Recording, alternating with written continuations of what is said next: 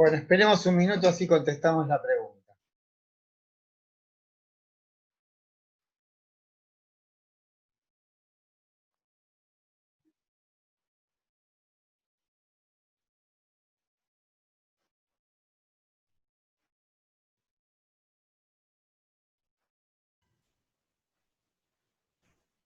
Ahí va.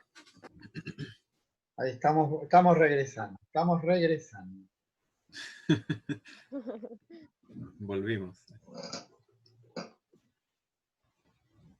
Esto es interesante a mi entender porque no es una cuestión que habla de una historia que ya pasó, no, eso está pasando ahora, ¿no? O sea, ¿dónde está pasando? En nuestras creencias, en nuestras convicciones, todo eso que pasó en aquel pasado en apariencia tan remoto, tiene gravitación en lo que nos pasa ahora. O sea, todo esto sirve para que nosotros reflexionemos sobre por qué somos quienes somos aquí, ahora, en el siglo XXI. A mí, por ejemplo, se me viene a la cabeza cuando decían que, por ejemplo, se comían un toro para de alguna manera ser como el toro o adquirir las propiedades del toro. Se me viene a la cabeza lo del asado, por ejemplo, que nosotros comemos en Argentina asado, asado, asado, y se me viene eso a la cabeza, como Bueno, lo vinculé. hay el asado tiene un ritual, eso ustedes lo saben.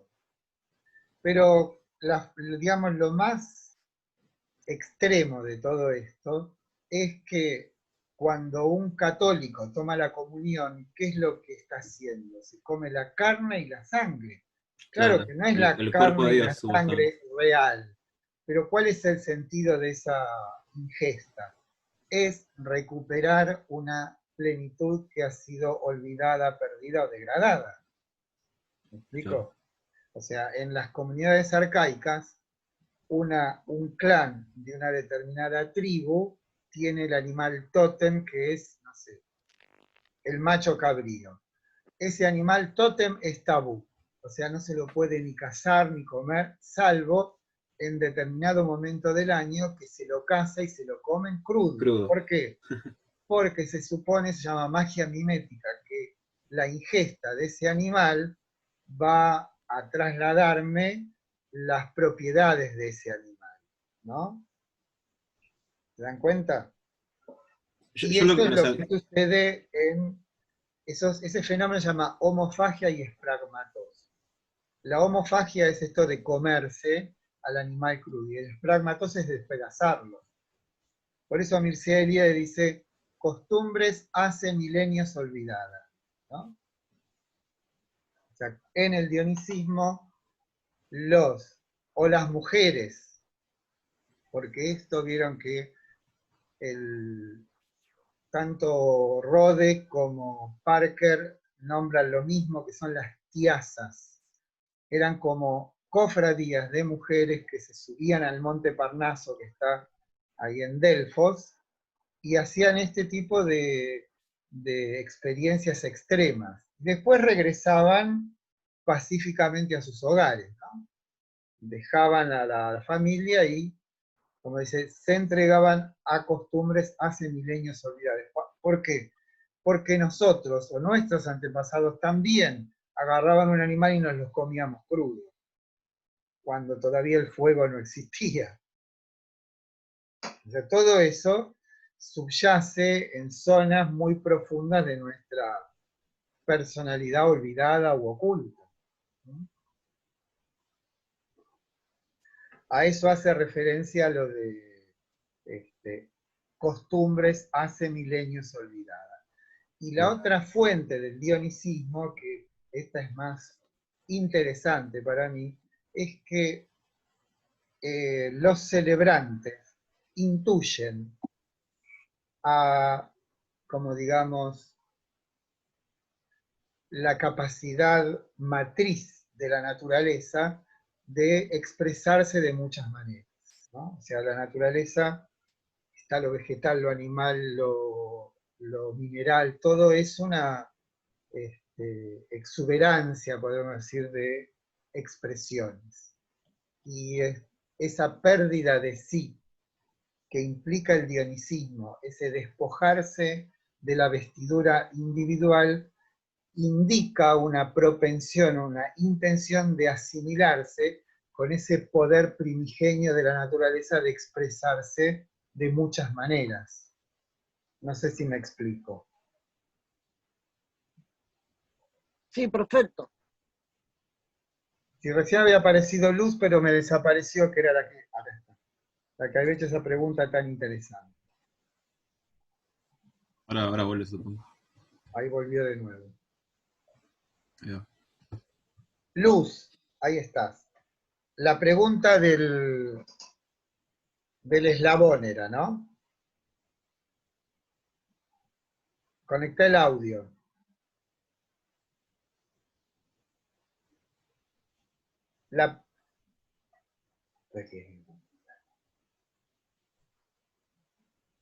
Creo que estamos todos de nuevo ya.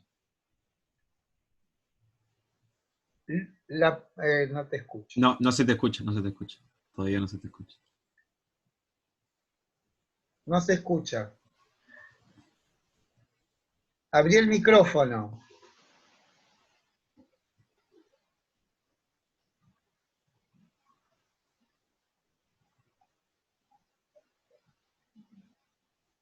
Ahora, Luz, otra vez. ¿Me escuchás? Ahí está, conectar con el audio.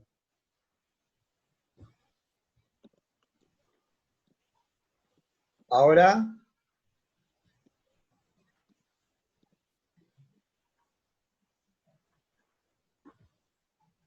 ¿Escuchás, Probá si Luz? no sacándote los auriculares, capaz. Capaz son los auriculares.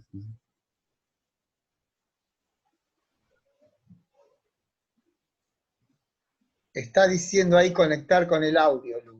Si no que escriba, ya fue. Bueno, por chat va. Voy a poner todo con mayúscula.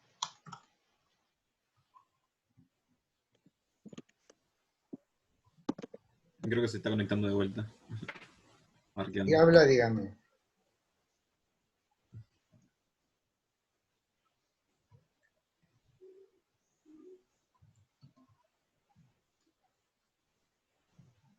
No, para mí son el tema de los auriculares. O sea, yo por eso ahora me estoy conectando en la computadora porque se me hace más cómodo que el celular.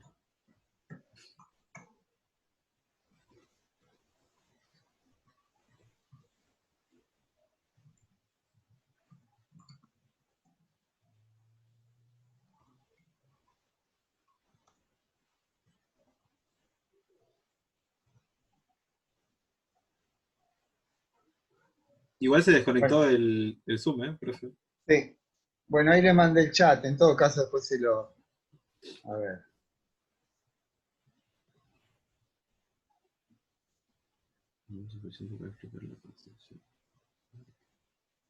Ay, Luz, ¿estás? No sé si me ve. Sacate los auriculares. Hay que aprender el lenguaje de señas ahora. No, dice conectar con el audio y se pone una X.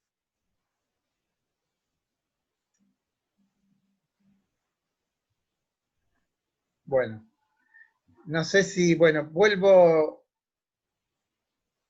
a explicar lo del, ¿cómo se llama? El eslabón, ¿o quedó claro?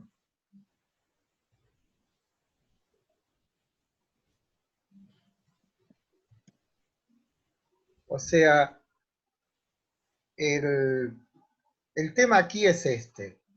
Vamos a tomarlo desde otro punto de vista. Tenemos, desde el punto de vista histórico, testimonios claros, firmes, seguros. Estos testimonios son la secta pitagórica y la tragedia griega, ¿no? Esos son testimonios, donde hay un registro histórico, donde se muestra algo que está consolidado, firme en el sentido de que tenemos noticias de cómo... Sí, bueno. Tenemos noticias firmes de cómo cómo se producían. O sea, me estoy refiriendo a que en Atenas se hacían las celebraciones que tenían o que daban lugar a las representaciones trágicas, había teatros, hay toda una serie de noticias que tenemos. Por otra parte, también sabemos de los pitagóricos que eran una secta, etcétera, etcétera. Lo que no resulta sencillo es reconstruir cuáles fueron los diferentes, usamos la palabra, eslabones de esa cadena que termina en esos datos bien consolidados, podemos decir. Tenemos datos. El problema es cómo reconstruimos hacia el origen. Entonces ahí pasa como, no sé, ¿se acuerdan en Jurassic Park que había determinados nexos de ADN que faltaban y le agregan otros? Bueno, ahí tenemos ese problema. Todos están de acuerdo que el fenómeno dionisíaco, que tiene que ver con esto que cuenta Rode, da lugar a la tragedia por un lado y tiene que ver con el pitagorismo. La cuestión es cómo reconstruimos esa secuencia. Entonces, en el intento de reconstrucción de esta secuencia, lo que opinan, lo que dicen los helenistas, ¿sí?, para este señor Dodds no es suficiente. ¿Qué quiere decir que no es suficiente? No puedo yo establecer un nexo explícito, claro, corroborable, entre estas celebraciones en las cumbres de las montañas y los austeros adherentes a la secta pitagórica. Es necesario que haya un ingrediente externo a esta tradición del dionisismo, y ese ingrediente externo es la aparición en el mundo griego de unos individuos que dicen tener determinadas capacidades. Aristeas vino volando en una flecha. Epiménides de Creta estuvo 57 años dormido. No sé si hay otro más por ahí. Y además dice, Epiménides estaba tatuado. Los griegos solo tatuaban a los esclavos. El tatuaje es una condición de determinados personajes asociados a los chamanes en Tracia. O sea, todos son indicios, dice Dodds, de que hay un ingrediente no visto o no visto de un modo adecuado en los chamanes. Además, o sea, todos estos personajes raros se corresponden a la figura de chamanes. Pero además dice, en el siglo VII, los griegos fundan colonias en la costa del Mar Negro, y eso implica que hubo una comunicación con ellos, ¿sí? Esa comunicación trasladada a Grecia, y esto tiene que ver con lo que podemos decir, el pueblo griego es un pueblo pensante. ¿Qué quiere decir con pensante? Que es capaz de transformar una creencia en una doctrina. La diferencia entre una creencia y una doctrina es que la doctrina tiene la intención de fundamentar sus supuestos. ¿Sí? ¿Me explico?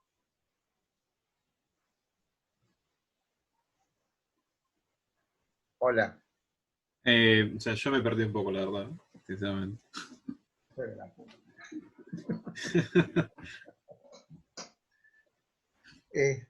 ¿Dónde te perdiste? O sea, usted está explicando el por qué agrega el tema de los chamanes, ¿no? Para justificar ese eslabón que faltaba. Luz Hasta ahí me quedé yo. Luz pregunta, ¿sí?, que no entiende bien esto que yo llamé el engranaje, no, ¿cómo se llama? El eslabón. Claro. ¿Sí? Esto es como si vos dijeras, bueno, tenemos aquí en una población determinada una costumbre muy determinada. La costumbre la podemos describir. Lo que no sabemos es cómo nació. De la misma manera, en el mundo griego tenemos el fenómeno de la tragedia, que está bien estudiado, y el fenómeno del pitagorismo, que está más o menos bien estudiado. ¿Estamos hasta ahí? Ok, sí. Esos son hechos históricos que están suficientemente documentados. todos coinciden que todo eso nace en el dionisismo. El dionisismo, tal como lo explica Rode, celebraciones nocturnas, orgiásticas, a la luz de las antorchas, la bebida embriagante, las danzas frenéticas. No sé si eso en Grecia no estoy seguro, o nadie está seguro si también tenía un carácter sexual, no lo sabemos, pero sí sabemos que hubo ese tipo de celebración. ¿Estamos hasta ahí? Sí, sí, todo eso lo entendí. O sea, hasta ahí Bueno, lo- ahora, ¿cómo de esas desprolijas celebraciones en las montañas surge algo así como una secta ascética como la pitagórica o una obra de arte donde están expresadas todas las artes como la tragedia? Claramente no hay una, podemos decir, una decantación natural entre ese fenómeno orgiástico salvaje y estas instituciones. ¿Está claro hasta ahí? No, no sabe cómo se llevó o sea, de una cosa a la otra, eso te quiero Claro. decir. Entonces, lo que dice Dodge es que para el caso, en particular del pitagorismo, ¿sí? Para el caso particular del pitagorismo, debiéramos tener en cuenta algo que muchos han nombrado pero que no tienen en cuenta. La aparición en el mundo griego de algo así como chamanes. ¿Estás, Sí. Luz, ahora? Ahí volvió luz. ¿No escuchás? Está muteada. ¿Me escuchás? Ah, bien, pero estás muteada, sí. Se te escuchaba, ¿eh? Estamos hablando del eslabón, ¿sí? ¿De la pregunta que yo hice? Exactamente. Ahí está. Bueno, empiezo de nuevo, la digo de nuevo. El problema se suscita por esto.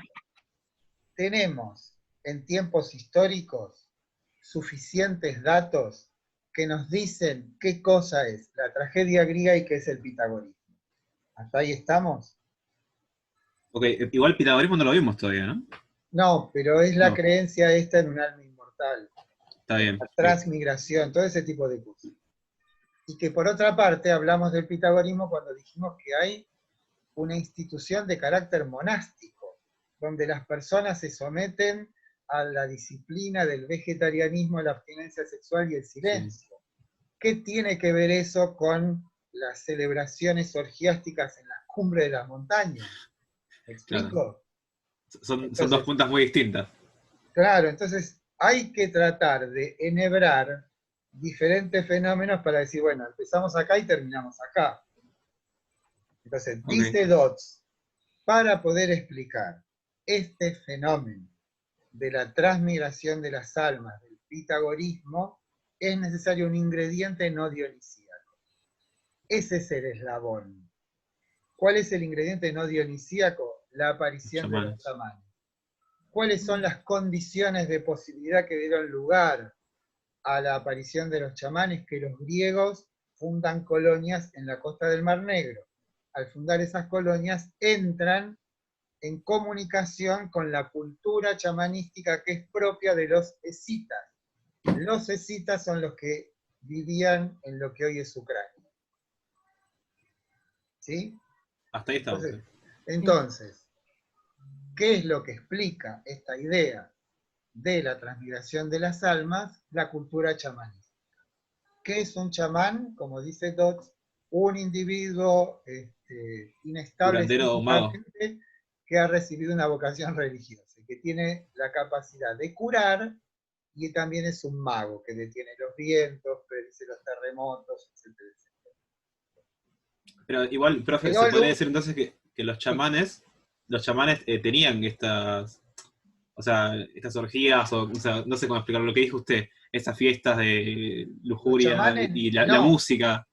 No, los ¿No? chamanes no, porque los chamanes no vienen Pero de ese ahí. es el punto de unión. Entonces, si no es ese, No. cosa, ¿cuál es?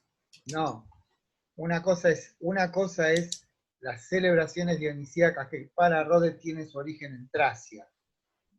Tracia es lo que hoy es Bulgaria. Los chamanes vienen de otro lado. Vienen de lo que hoy es Ucrania, de la cultura escita. Lo que hay en el medio es una interpretación que algunos griegos hicieron de el hecho de que en la experiencia dionisíaca el alma individual se fundía con el alma universal, o sea, el individuo con la divinidad, sacan una conclusión de que el alma es inmortal. ¿Sí? Sí.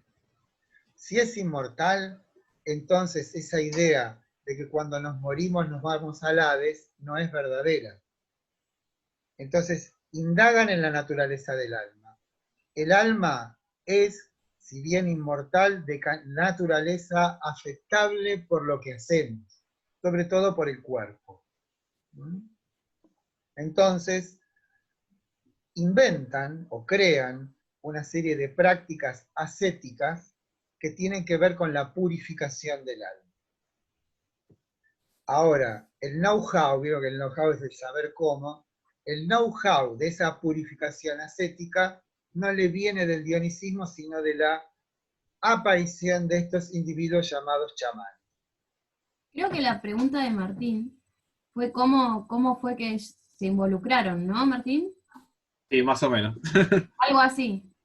Creo, ¿Qué? o entendí mal, que los griegos le pedían consejos a los chamanes, porque eran Bueno, curanderos, o entendí muy lo mal. que ocurre es que después, o sea, piense que todas estas son conjeturas, ¿no?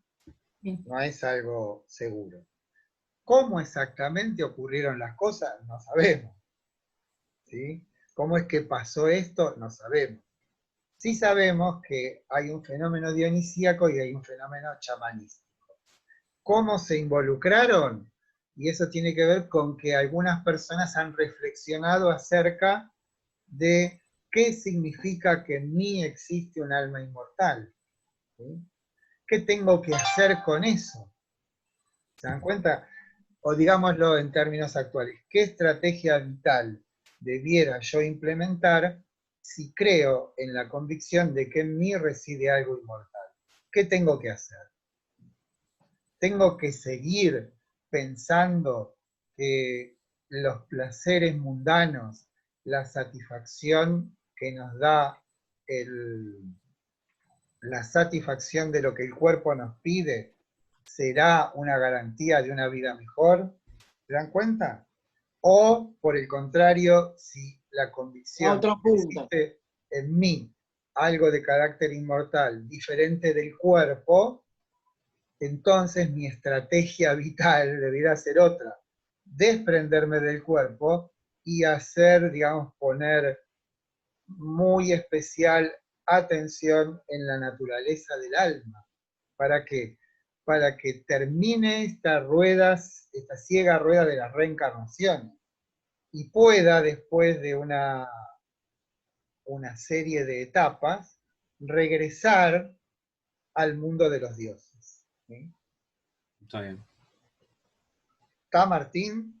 Sí, sí, estamos.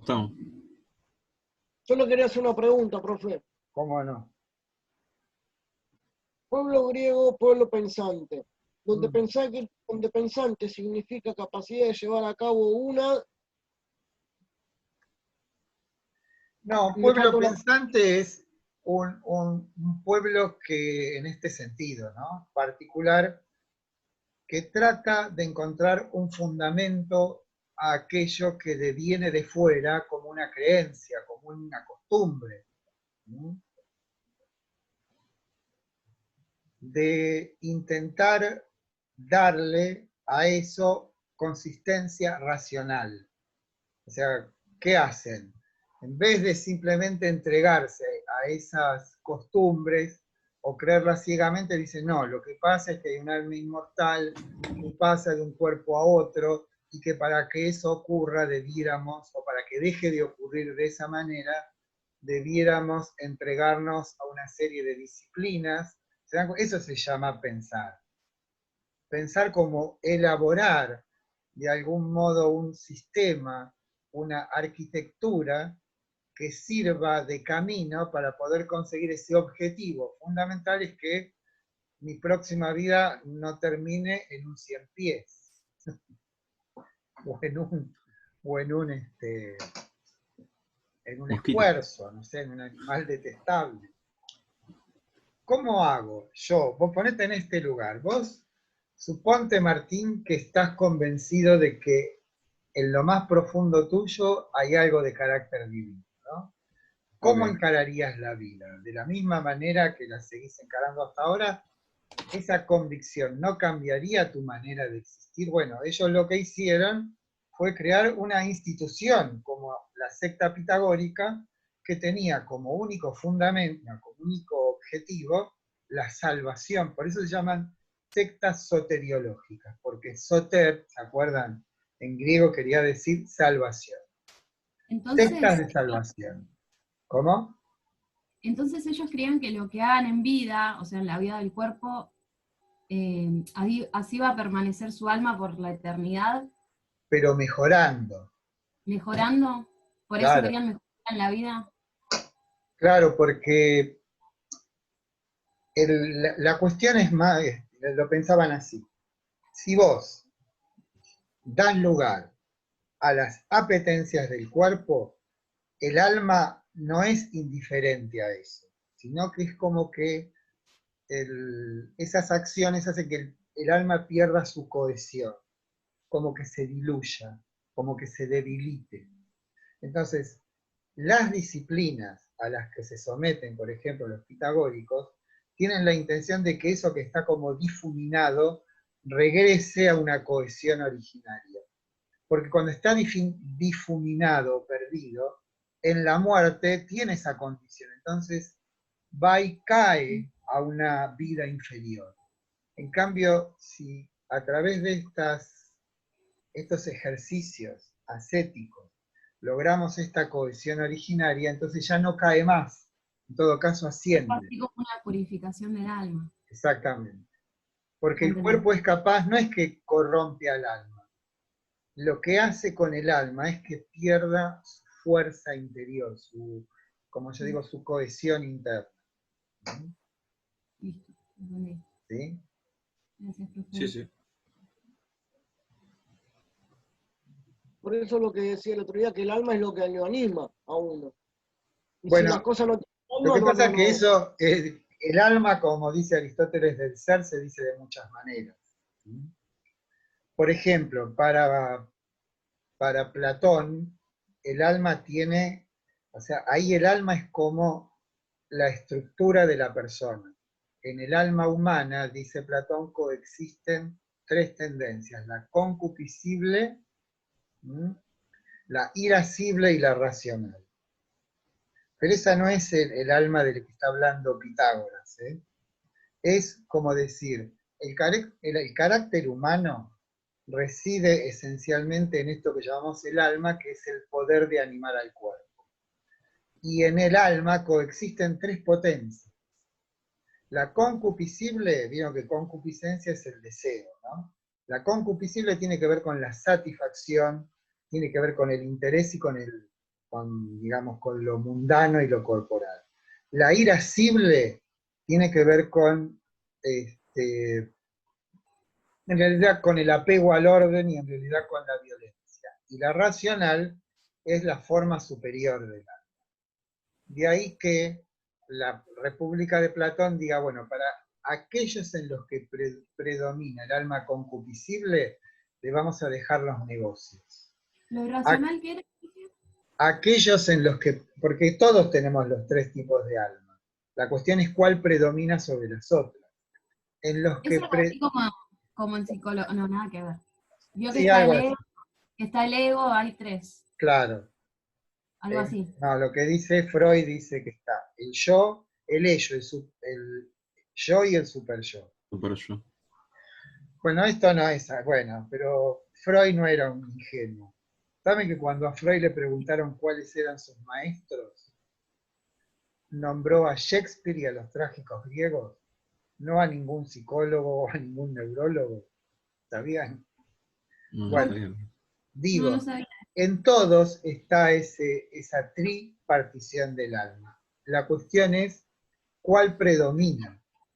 Si en mí predomina el alma concupiscible, Platón dirá, bueno, vos dedicate a los negocios, a las finanzas, ¿sí? Ahora, si a vos te importa el orden, de algún modo tenés alguna pretensión de justicia, y entonces en vos predomina el alma irascible. Te vas a hacer soldado, ¿sí? O guardián de la ciudad. Sos como aquellos que tienen como función orientar al alma concupiscible hacia fines universales, digamos, ¿no? O sea, que tenga que ver con la comunidad. Y en aquellos que predomina el alma racional son los que tendrán la función de dirigir la ciudad. Nicolás, Ahora, en Aristóteles también hay 3 almas, ¿sí? Pero son la vegetativa, la sensitiva y la racional, ¿sí?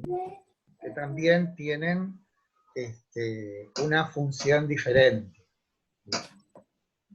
Pero en el caso en Pitágoras no existe tal cosa. El alma es el sostén espiritual de la vida humana. Y en ella también encontramos 2 aspectos. Hay un aspecto como de esa fuerza divina que está en nosotros. Pero además, en Pitágoras, y esto tiene que ver con la matemática, bueno, pero cuando lleguemos ahí lo vamos a estudiar, esto se muestra porque en la escuela pitagórica hay a su vez 2 caminos. Uno se llaman los acusmáticos, que son aquellos que indagan, profundizan, perseveran en la cuestión de la salvación. Y después están los matemáticos, que no podrían ser los mismos, que se dedican a la investigación de las matemáticas. me parece muy, muy interesante cómo pueden unir las matemáticas con la filosofía. Claro, pero eso tiene que ver, ¿sabés por qué? Porque primero, bueno, nos quedan 8 minutos. La palabra matemática en griego no quiere decir lo que es para nosotros. Ah, ¿Vieron que ¿Qué hablamos quiere el decir? otro día de la palabra mantía sí. como sabiduría y que tenía un matiz esotérico? Habíamos hablado. Bueno, la palabra matemática viene de mantía. Y también dijimos que en la secta pitagórica el saber de lo matemático era un saber inviolable, secreto. Tamascémata, bueno, si van a estudiar letras van a ver que esas palabras terminadas en A son neutros plurales. Los neutros plurales significan todas las cosas, ¿no? Y tamascémata, o sea, lo matemático, digamos nosotros, porque son neutros, castellano el neutro casi no existe. Quiere decir saber por anticipado. Y fíjense cuánta precisión tiene esa palabra griega en el sentido de que nosotros, un ingeniero, no tiene que saber si puede medir una superficie o pesar algo. ¿Por qué? Porque eso se sabe de antemano. La matemática proyecta sobre la realidad saberes que no vienen de la realidad. Por eso es esa relación que vos decís, Luz. ¿Por qué? Porque cuando estudiemos Platón lo veremos con más precisión. Pero hay determinados saberes, como la matemática, que no vienen de la experiencia. O sea, nadie vio un número, nadie vio una igualdad, nadie vio una recta, vio cosas que parecían rectas, pero no rectas. Entonces todo eso hace pensar a los pitagóricos que todos esos saberes, en tanto no son susceptibles de ser pensados como provenientes de la experiencia, ya vienen con nosotros. Y si vienen con nosotros, no será el cuerpo su lugar de residencia, sino el alma. Entonces, a la vez que yo puedo indagar en la naturaleza del alma como algo inmortal, también puedo indagar en el alma como poseyendo el alma todo un orden de saberes no sabidos, pero sabibles, y el ejemplo más explícito de ese orden de saberes es la matemática tal como nosotros lo entendemos. ¿Sí? Por ejemplo, una Tiene línea, 5 minutos, Fran. Sí, dime, una Fran. línea, por ejemplo, uno sabe que es una sucesión infinita de puntos, pero Sí. no sabe por qué es eso, o nunca vio una sucesión infinita de puntos. Exactamente, eso es uno de los postulados de Euclides. Tal cual. O sea, a partir de muy acotada cantidad de principios, llamados axiomas o postulados, se desarrolla toda la geometría plana. Eso es algo milagroso. Galileo Galilei, que es del siglo XVII más o menos, no sé si se los dije, pero dijo estas palabras. Dios ha escrito 2 libros. Uno es la Sagrada Escritura. El otro es la naturaleza, que está escrita en caracteres matemáticos. Con eso dijo todo, ¿no? Claro. Bueno, escúchenme, faltan 4 minutos. Tengo mucho miedo de que se me pise la parte anterior. Sí, a ver, esperen que voy a... No se me vayan, ¿eh? Tranqui, tranqui. No. Que lo voy a guardar en un lugar, como hice el otro día. O como ya perdí una clase de 2 horas por una mala maniobra cuando grabé el... El que se queda con leche de una vaca y llora, ¿no? Exactamente. No, un LZB, ya estoy haciendo el libro. CBC acá. CBC 2020. Y aquí vamos a ponerlo donde dice...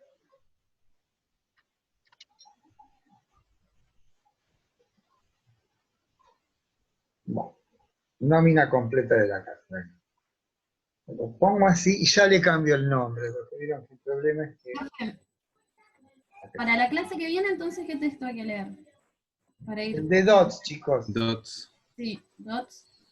2020, esperen. 06, 12 y le habíamos puesto UVA, CBC, 14.201. Número de coloquio, tercer coloquio es, o cuarto, vamos a poner cuarto. Tercero o cuarto, ¿se acuerdan? Dale, dale. Para mí, tercero para mí es. Pero bueno, Tercero. A mí también. para mí es tercero.